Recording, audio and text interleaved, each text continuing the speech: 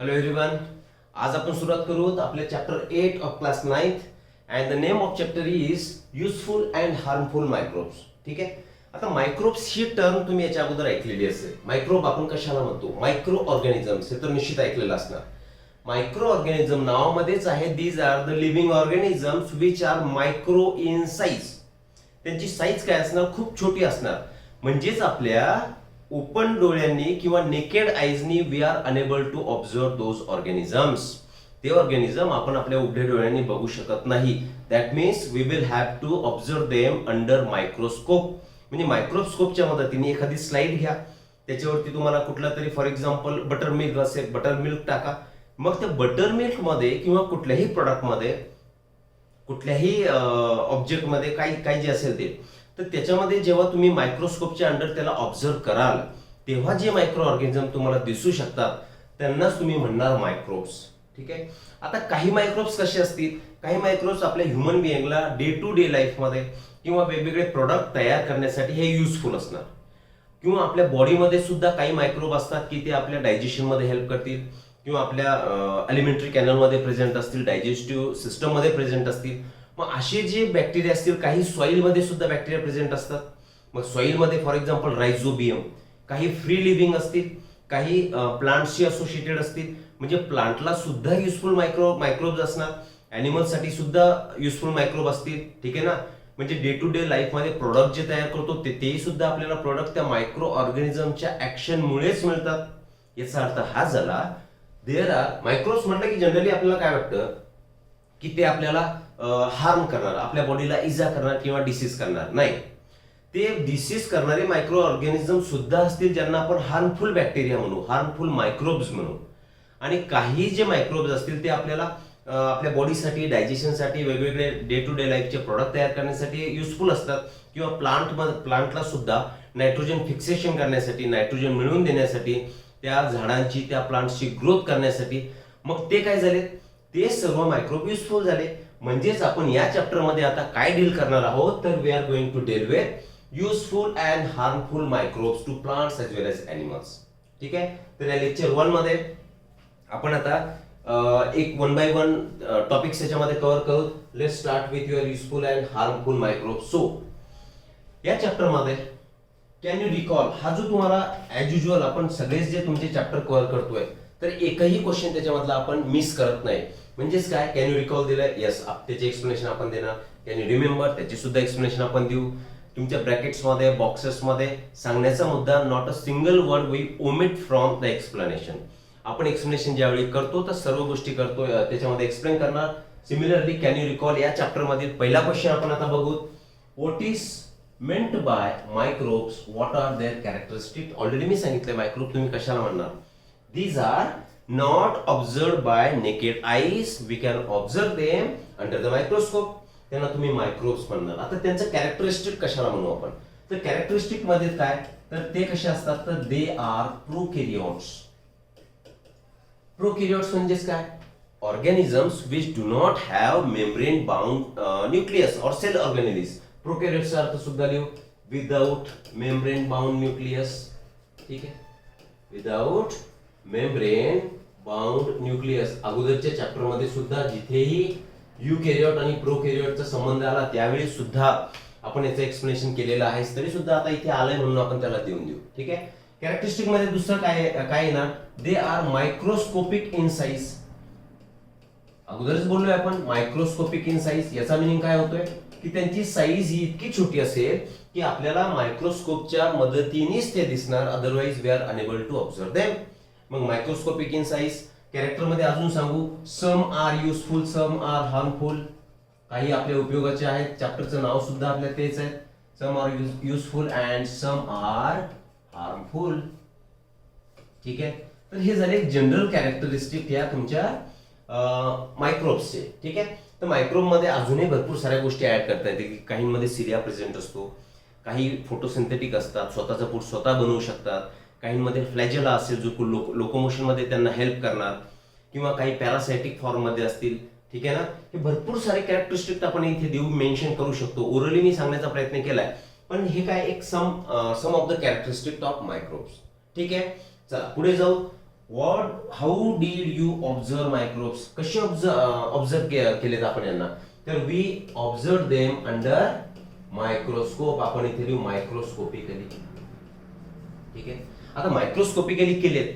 आपल्या day to day life मध्ये आपण जे बोललोय की suppose milk is converted into curd, दह्यामध्ये त्याचं रूपांतर होणार मिल्कचं, किंवा बटर मिल्क त्याच्यापासूनच मिळणारा एक आपला प्रोडक्ट असतो, बरोबर की नाही.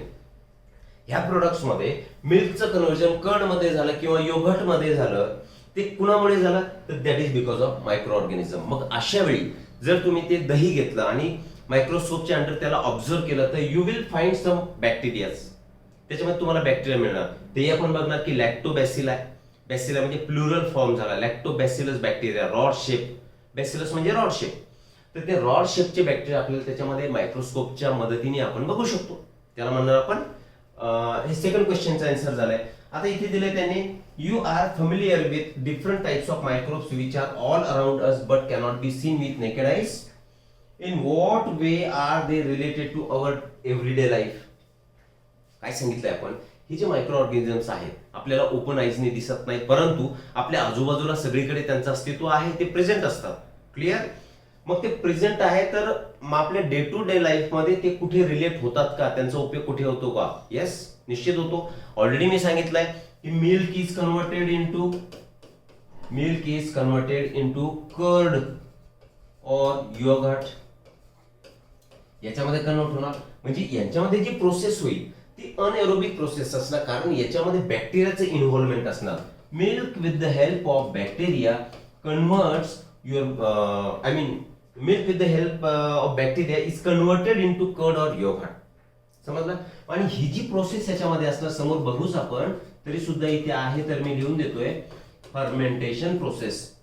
आता हे जे बॅक्टेरिया, आता आपल्याला ऍक्टिव्हिटी बघायची, त्या ऍक्टिव्हिटी मध्ये आपण काय केलं की बटर मिल्क घेणार, बटर मिल्क स्लाइड वरती बघणार, त्याच्यावरती रॉड शेप तुम्हाला बॅक्टेरिया दिसतील की जे फक्त अनएरोबिक कंडिशन मध्येच काय करतात, त्यांचे रिस्पिरेशन करतात. अनएरोबिक कंडिशनचा अर्थ काय होतोय की जिथे ज्या असे ऑर्गॅनिझम्स की ज्यांना ऑक्सिजनची अजिबात गरज पडत नाही. ठीक आहे. म्हणजेच इन शॉर्ट या क्वेश्चनचा आन्सर आपण काय सांगू की डे टू डे लाईफ मध्ये जे घरगुती प्रॉडक्ट आपण तयार करतो, बटर मिल्क तयार करणार, कर्ड करणार, योगर्ट करणार, किंवा तुमचा पनीर, ठीक आहे, सायडर, हे सगळे फर्मेंटेड प्रोडक्ट जे आहेत, तर we are able to obtain those products with the help of this microbes. This is how they are related with our everyday life. समजतंय. इंडस्ट्रियल प्रोसेसेस मध्ये सुद्धा बॅक्टेरियाचा वापर होणार, ते आपण समोर गेल्यानंतर बघूच. ठीक आहे. चलो आगे चलते फिर. हे कॅन यू रिकॉल, हा तुमचा क्वेश्चन क्लिअर झाला असावा. ठीक आहे ना. नेक्स्ट बघू. आता ऍक्टिव्हिटी बघायची आपल्याला. तुमच्या बुक मध्ये जी ऍक्टिव्हिटी दिलेली आहे त्या ऍक्टिव्हिटीने काय सांगितलंय, smear a drop of fresh butter milk on a glass slide. For example this is a glass slide. ठीक आहे. आता या ग्लास स्लाइड वरती काय सांगितलं आपल्याला, स्मिअर म्हणजे थर. आता याच्यावरती आपण एक असा ड्रॉप टाकला. हा ड्रॉप असं समजू आपण की this is a drop of your butter milk. याच्यावरती आपण बटर मिल्क टाकले. ठीक आहे. नेक्स्ट काय सांगितलं त्यांना, stain it with methylene blue. Methylene blue is a dye. Dye म्हणजे it is coloured matter. Dye जिथे कुठे आपण आपल्या केसांना डाय करतो की नाही, यस डाय करतो. हेअर डाय म्हणजे हेअरला कलर देणारा सबस्टन्स किंवा एखादा केमिकल, त्याला आपण डाय म्हणतो. मग मिथिलीन ब्लू ही काय झाली, एक डाय झाली. तर या डायचे, आता या डायचे आपण याच्यावरती बटर मिल्क घेतलाय, तर त्याच्यावरती आपण आता मिथिलीन ब्लू टाकून देणार. आता दुसरा कलर दाखवू आपण इथे. मिथिलीन ब्लू फॉर एक्झाम्पल, वेल हा चला ब्लू म्हटल्यानंतर ब्लूज घेऊ आपण. हे मिथिलीन ब्लू आपण याच्यावरती टाकले, त्यांनी त्याला आपण स्टेनिंग केलंय असं समजू.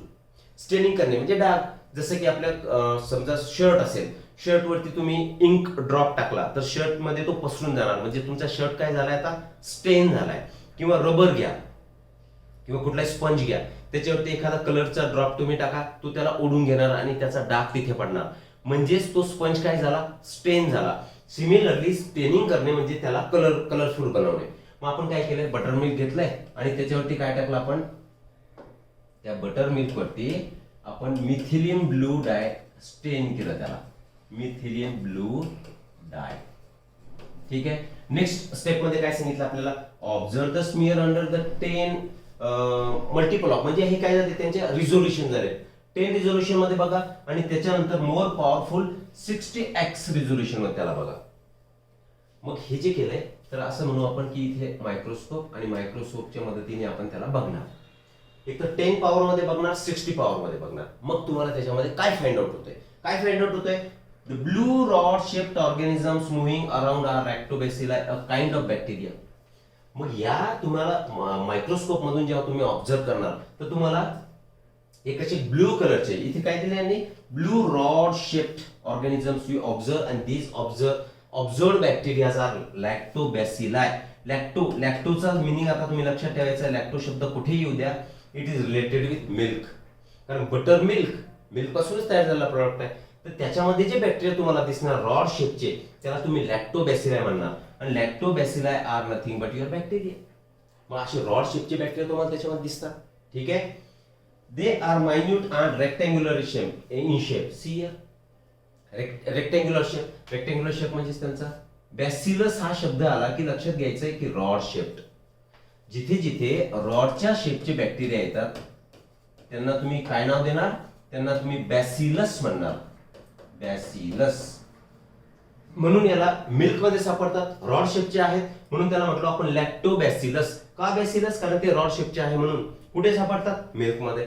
म्हणून मिल्कला लॅक्टो आणि रॉड शेपला बॅसिलस म्हणून लॅक्टोबॅसिलस. आणि इथे शब्द वापरला लॅक्टोबॅसिलाई म्हणजे it is a plural form. हे अनेक वचनी झालं म्हणून त्याला लॅक्टोबॅसिलाई म्हटलं आपण. क्लिअर आहे? का म्हटलं त्याला bacilli? Because they are rod shaped. Lacto का म्हटलो? कारण ते मिल्क मध्ये प्रेझेंट आहेत म्हणून. क्लिअर आहे? Well, lactobacilli are anaerobic bacteria that is they can produce energy without the use of oxygen. Already मी इंट्रोडक्शनच्या वेळी तुम्हाला सांगितलंय की बॅक्टेरिया हा एरोबिक असू शकतील किंवा अनएरोबिक सुद्धा असतील. बरोबर की नाही? तर पर्टिक्युलरली हे जे लॅक्टोबॅसिलस तुम्हाला मिल्क म्हणजे बटर मिल्क मध्ये दिसलेत, ऑब्झर्व केलेत, तर ते कसे आहेत? अनएरोबिक म्हणजे त्यांचं रिस्पिरेशन. कारण इथे काय बोललो आपण? दे कॅन प्रोड्यूस एनर्जी. आणि एनर्जी मिळण्यासाठी कुठली प्रोसेस आपल्याला गरजेची असते? Respiration. Respiration is the process which gives us energy. आपण फूड खातो त्याच्यापासून आपल्याला एनर्जी डायरेक्टली मिळत नाही. त्या फूडचं ऑक्सिडेशन झाल्यानंतर, आता ऑक्सिडेशन होणे म्हणजेच काय?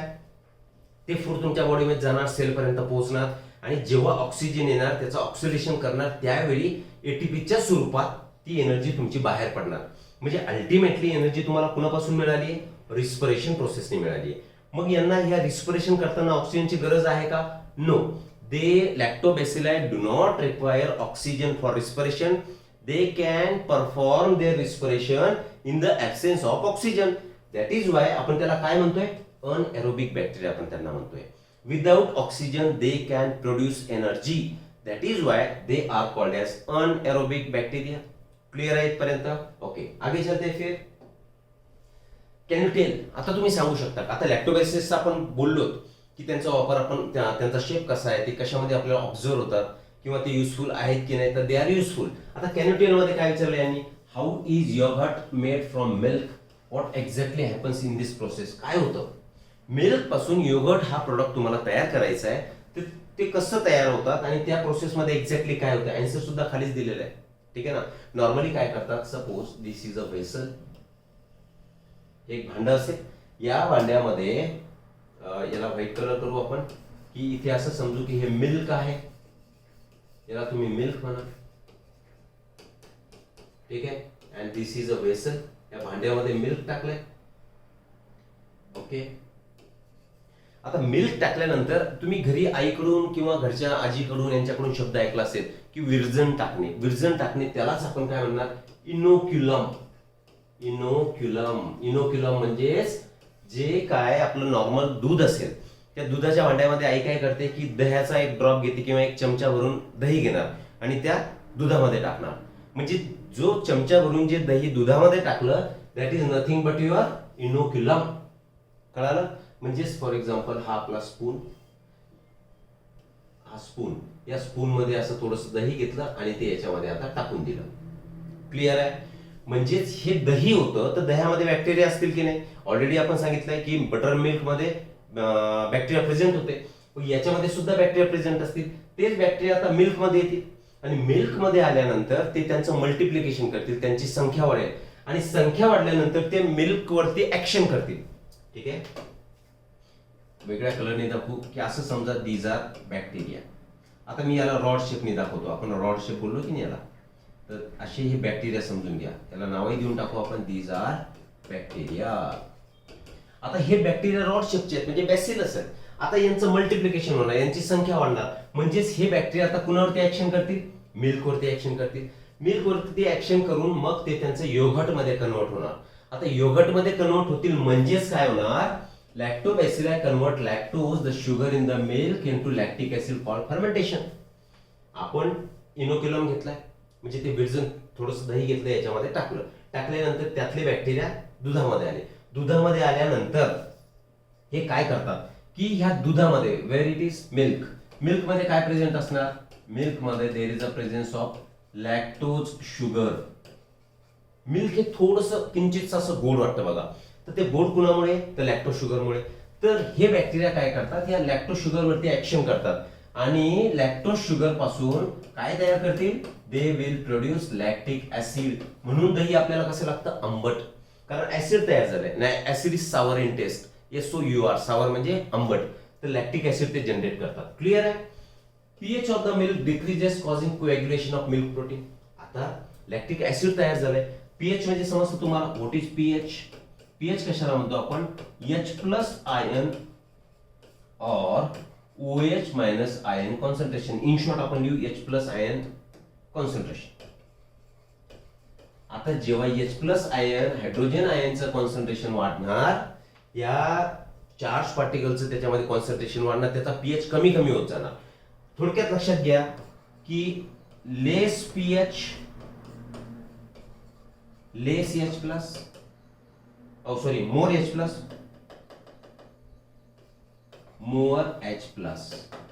ठीक आहे, कारण ऍसिड मध्ये तर H+ आयन्स असणारच. ऍसिडचा फॉर्म्युला काय, फॉर एक्झाम्पल COOH, आणि याच्या अगोदर कार्बन त्याला अटॅच असतात.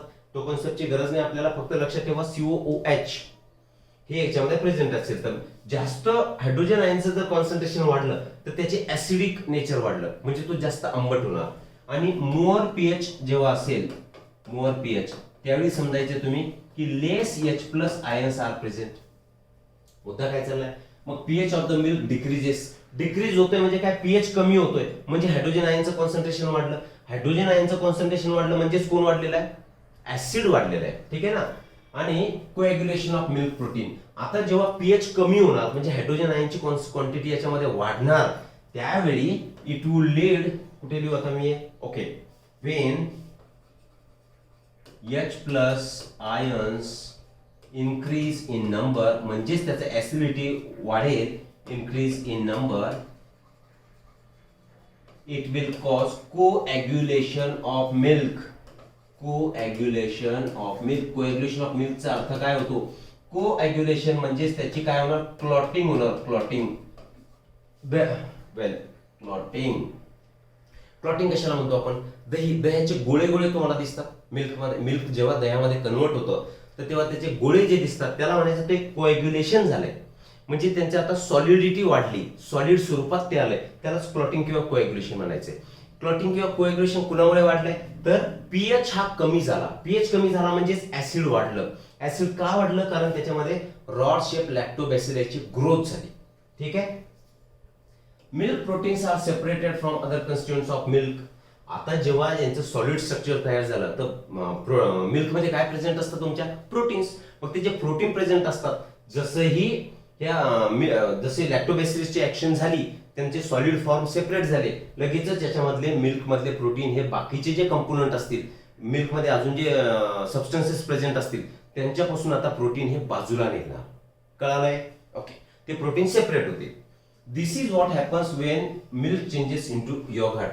मग हेच तर सगळं होतंय, दही तयार होते, योगर्ट तयार होते, म्हणजे काय, त्याचे गोळे गोळे तयार होतात, त्यातले प्रोटीन सेपरेट होऊन जातात आणि त्याच्यामध्ये ऍसिड वाढतंय. का वाढतंय, कारण लॅक्टोज शुगरचं फर्मेंटेशन होणार. आणि लिहिलंय का मी फर्मेंटेशन, नाही, इथे लिहितोय मी लॅक्टिक ऍसिड. लॅक्टोज शुगरचं काय होणार, कुठली प्रोसेस, फर्मेंटेशन होणार. आणि फर्मेंटेशन होऊन लॅक्टिक ऍसिड वाढलंय. लॅक्टिक ऍसिड वाढलंय म्हणजेच त्याचा पीएच कमी झालाय. पीएच कमी झालाय म्हणजेच आता मिल्क प्रोटीनचं कोएग्युलेशन झालंय. कोएग्युलेशन झालं म्हणजे प्रोटीन हे सेपरेट झाले बाकीच्या कन्स्टिट्युएंट पासून, बाकीच्या सबस्टन्सेस पासून, आणि यालाच म्हणतो आपण conversion of milk into yoghurt. कळालं? Okay. Yoghurt has a specific sour taste due to lactic acid. अगोदर सांगितलं आपण की योगर्टला किंवा त्या दह्याला टेस्ट कशी असते? आंबट टेस्ट असते. मग ही आंबट टेस्ट कुणामुळे? तर लॅक्टिक ऍसिड त्याच्यामध्ये प्रेझेंट आहे म्हणून. पुन्हा एक वेळा रिपीट करतोय, लॅक्टिक ऍसिड कोणत्या प्रोसेसने तयार झालाय? तर लॅक्टिक ऍसिड हे फर्मेंटेशन प्रोसेसने तयार झालंय. मग फर्मेंटेशन करणारे बॅक्टेरिया कोणते होते? तर लॅक्टोबॅसिला. आणि त्यांच्यामुळेच त्यांच्यामध्ये ऍसिड वाढणार, आणि ऍसिड असल्यामुळे ते आंबट लागणार. That is very simple. The low pH destroys harmful microbes present in the milk. आता जसं हे लो पीएच म्हणजे हायर ऍसिडिक. आता यांची हे दही कसं बनलंय? ऍसिडिक बनलंय. आता ऍसिडिक बनल्यानंतर याच्यामध्ये जे काय हार्मफुल मायक्रो ऑर्गॅनिझम असतील, बॅक्टेरिया असतील, त्याला ते ऍसिड किल करून टाकणार. म्हणजेच आता हा जो प्रोडक्ट तयार झाला योगर्ट किंवा कर्ड, तर तो आपल्यासाठी युजफुल झालाय. म्हणजे हार्मफुल बॅक्टेरिया त्याच्यामध्ये निघून गेले मिल्क मधले, आणि युजफुल बॅक्टेरिया जे की आपल्या डायजेशन चांगलं करण्यासाठी हेल्प करतात. म्हणून काय म्हणतात, नॉर्मली जेवतेवेळी दही आपण खाणं गरजेचं आहे. का गरजेचं आहे? कारण मायक्रोबियल फ्लोराचा मिनिंग हा होतो की आपली युजफुल बॅक्टेरिया आपल्या इंटेस्टाईन मध्ये त्यांची क्वांटिटी वाढावी, जेणेकरून आपल्याला इनडायजेशनचा, अपचनाचा त्रास होणार नाही. That is why we prefer this milk product. That is buttermilk सुद्धा जेवणानंतर घेऊ शकतो आपण, आणि दही सुद्धा जेवणानंतर आपण खाऊ शकतो. ठीक आहे. तर ही झाली तुमची ऍक्टिव्हिटी. क्लिअर दिस? पुढे जाऊ. Use your brain power. Use your brain power मध्ये काय दिलंय? तर colour well. Why do doctors advise you to have yogurt or buttermilk if you have indigestion or abdominal discomfort? या प्रश्नाचा मिनिंग काय झाला? जेव्हा तुम्हाला पोटाचा त्रास होतो, अपचनाचा, इंडायजेशनचा त्रास होतो, किंवा त्यालाच म्हणतो आपण ॲब्डॉमिनल डिस्कम्फर्ट, म्हणजे पोटदुखी वगैरे या टाइप मध्ये, तर डॉक्टर तुम्हाला काय घ्यायला सांगतात? योगर्ट किंवा बटर मिल्क. का सांगत असाल?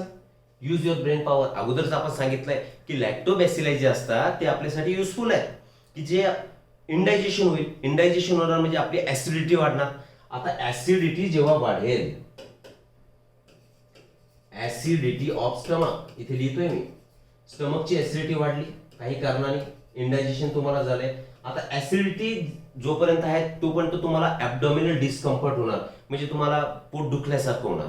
ठीक आहे, किंवा जळजळ होणार. जर तुम्ही हे योगर्ट किंवा बटर मिल्क घेतलं, तर हा योगर्ट किंवा बटर मिल्क काय करणार? योगर्ट और बटर मिल्क हे घेतल्यानंतर युजफुल बॅक्टेरिया तुमच्या इंटेस्टाईन मध्ये अवेलेबल होणार. Useful bacteria. आता ही युजफुल बॅक्टेरिया काय करतात? तुमचं पीएच कमी करून टाकणार. The useful bacteria lowers pH, increases pH, म्हणजेच त्याची ऍसिडिटी कमी करणार. Lowers acidity. मग ऍसिडिटी कमी करणार म्हणजे तुम्हाला पोटदुखीचा त्रास कमी होणार, जळजळ कमी होणार, आणि इनडायजेशन जर असेल तर हे जे बॅक्टेरिया आहेत हे डायजेशन मध्ये हेल्प करणार. म्हणून डॉक्टर तुम्हाला बटर मिल्क किंवा योगर्ट हे घेण्यासाठी सांगतात जेव्हा तुम्हाला पोटदुखीचा, जळजळीचा, ऍसिडिटीचा, किंवा काय म्हणू आपण त्याला, इंडायजेशनचा प्रॉब्लेम होईल तेव्हा. ठीक, हे झालं याचा answer. Sometimes yogurt becomes bitter and froths up. Why does this happen? Froths up. दूध उकळताना तुम्ही बघितलंय, दूध उकळताना त्याच्यावरती फेस तयार होतो. तो फेस इज नथिंग बट, त्याला फ्रोदिंग होणे असं आपण म्हणू. फ्रोदअप होणे म्हणजेच त्याच्यावरती फेस तयार होणे. मग हा कधी कधी योगर्ट काय होतं, कडू लागायला लागतं आपल्याला. कधी कधी दही सुद्धा कडू लागायला लागतं. काय कारण? कारण आपण इकडे लिहू, सपोज दिस इज योगर्ट. ठीक आहे. योगर्ट कुणापासून तयार झालाय? It is formed by lactic acid bacteria. Lactic acid bacteria short मध्ये लॅब सुद्धा म्हणतात, LAB. ते लॅक्टोबॅसिलामुळे तुमचं मिल्क हे योगर्ट मध्ये कन्वर्ट झालं, and it is sour in taste. Sour in taste म्हणजे काय? आंबट इन टेस्ट, आंबट तयार होणार. आता जर यांचं कोणत्या प्रोसेसने तयार झालंय? It is formed by fermentation process. ठीक आहे ना. फर्मेंटेशन प्रोसेसने तुमचं योगर्ट हे तयार झालंय. क्लिअर इथपर्यंत? आपण सांगितलंय की लॅक्टिक ऍसिड बॅक्टेरिया कोणतं फर्मेंटेशन करतात? अनएरोबिक, कारण त्यांना ऑक्सिजनची गरज नसते. आता फर्मेंटेशन झालंय म्हणजे या योगर्ट मध्ये कोण तयार झाला? आता लॅक्टिक ऍसिड तयार झालंय. लॅक्टिक ऍसिड मुळे आता ते काय झालं, सावर झालं, म्हणजेच काय झालं, आंबट त्याची टेस्ट तयार झाली. इथपर्यंत आपल्याला क्लिअर. परंतु जर हे फर्मेंटेशन कंटिन्युअसली होत जर गेलं, मग अगोदरच्या ऍक्टिव्हिटीमध्ये जे काही चेंजेस व्हायचे होते, मिल्क टू योगर्ट फॉर्मेशन, ते सगळे चेंजेस होणार, म्हणजे त्याची आंबट टेस्ट तयार होईल. परंतु जर फर्मेंटेशन कंटिन्यू जर होत असेल, कंटिन्यू होत राहिलं, तर त्याची टेस्ट ही बिटर होणार. ठीक आहे का? कारण इफ फर्मेंटेशन, उत्तर लिहितोय मी, याचा आन्सर लिहितोय, if fermentation continues, if fermentation continues, then quantity of acid increases, then quantity of acid increases and it tastes bitter, it tastes bitter. Fermentation continue झालं, ऍसिडची क्वांटिटी वाढली, आता ते बिटर म्हणजे कडू लागायला लागेल. तर हे यूज युअर ब्रेन पॉवर मधील सेकंड क्वेश्चनचा तुमचा answer. Which different milk products are obtained at home by fermentation of cream from the milk? आता घरगुती कोणते कोणते प्रोडक्ट तुम्ही याच्यापासून ऑब्टेन करता? काय काय ऑब्टेन करता? बघा इथे लिहितोय मी मिल्क. आता या मिल्क पासून मिळणारे प्रोडक्ट म्हणजे काय असणार? एक तर आपल्याला पनीर मिळेल, ठीक आहे. सेकंड काय मिळणार? आपल्याला चीज मिळणार. थर्ड आपल्याला सायडर सुद्धा याच्यापासून आपण तयार करून घेऊ शकतो. सायडर कट करू आपण. सायडर करण्यासाठी लॅक्टिक ऍसिड बॅक्टेरियाचा वापर करतात खरं तर. नंतर आपल्याला मिळणार बटर मिल्क. एक ऑलरेडी आपण सांगितलं की योगर्टही आपल्याला मिळणार. म्हणजे हे different product we can get from the milk at home. हे झाले तुमचे answers use your brain power मध्ये. ठीक आहे. डू यू नो, तुम्हाला माहिती आहे का काय what is meant by probiotic yogurt and other food stuffs that are popular nowadays? आता प्रोबायोटिक कशाला म्हणायचं? प्रोबायोटिक, डॉक्टरकडे गेला तुम्ही, समजा तुम्हाला डायरिया झालाय, ठीक आहे, डायरिया झालाय किंवा डिसेंट्री झाली, तर डॉक्टर काय करतात, एक छोटीशी अशी पाऊच तुम्हाला देतात. पाऊच म्हणजे काय, त्याला सॅशे म्हणतो आपण. त्याला काय म्हणतात? सॅशे, सॅचेट जसा उच्चार करतो आपण, पण त्याला सॅशे म्हणू आपण. तरी सॅशे देतात, म्हणजे छोटीशी पुडी देणार, त्याच्यामध्ये सर्व हे लॅक्टिक ऍसिड बॅक्टेरिया प्रेझेंट असतील. ठीक आहे. आता लॅक्टिक ऍसिड बॅक्टेरिया करणार काय, तर तुमचा पीएच वाढवून देणार, म्हणजे ऍसिडिटी कमी करणार. ऍसिडिटी स्टमकची कमी करणार, म्हणजे तुमचा इंडायजेशनचा प्रॉब्लेम सॉल्व्ह होणार, ऍसिडिटीचा प्रॉब्लेम सुद्धा सॉल्व्ह होणार. आन्सर दिले बघा यांनी. Useful microbes like lactobacilli are added to these eatables. हे जे प्रोबायोटिक योगर्ट जे आहे त्याच्यामध्ये कोणते लॅक्टिक ऍसिड बॅक्टेरिया किंवा लॅक्टोबॅसिलस त्याला म्हणतो आपण, ते ऍड केलेले असतात. ठीक आहे. Such eatables are healthy because they kill the harmful bacteria. Already आपण सांगितलंय की ते हार्मफुल बॅक्टेरिया किल करून टाकतील. ठीक आहे. लाईक आता हार्मफुल बॅक्टेरिया कोणते? Clostridium in the elementary canal. हा क्लॉस्ट्रिडियम जो आहे हा कसा आहे? Harmful bacteria. ठीक आहे. मग हा कुठे प्रेझेंट असतो? तर एलिमेंटरी कॅनल. एलिमेंटरी कॅनल म्हणजे तुमची डायजेस्टिव्ह ट्रॅक्ट, त्याच्यामध्ये प्रेझेंट असणारे क्लॉस्ट्रिडियम सारखे हार्मफुल बॅक्टेरिया हे प्रोबायोटिक योगर्ट सारखे प्रोडक्ट ज्याच्यामध्ये लॅक्टिक ऍसिड बॅक्टेरिया ऍड केलेले आहे त्यांना तो किल करणार. बरोबर, त्यांना किल करणार आणि help to improve our immunity. त्याच्यामुळे आपली इम्युन सिस्टम ही डेव्हलप व्हायला सुरुवात होणार किंवा इम्युन सिस्टम ही स्ट्रॉंग होणार. Clear this? तर these are the answers to use your brain power and do you know. Clear all the points till I have covered up to this point. Okay. आता next lecture मध्ये याच्या समोरचा आपण part cover करूया. तोपर्यंत आपण विश्रांती घेऊ. Thank you very much.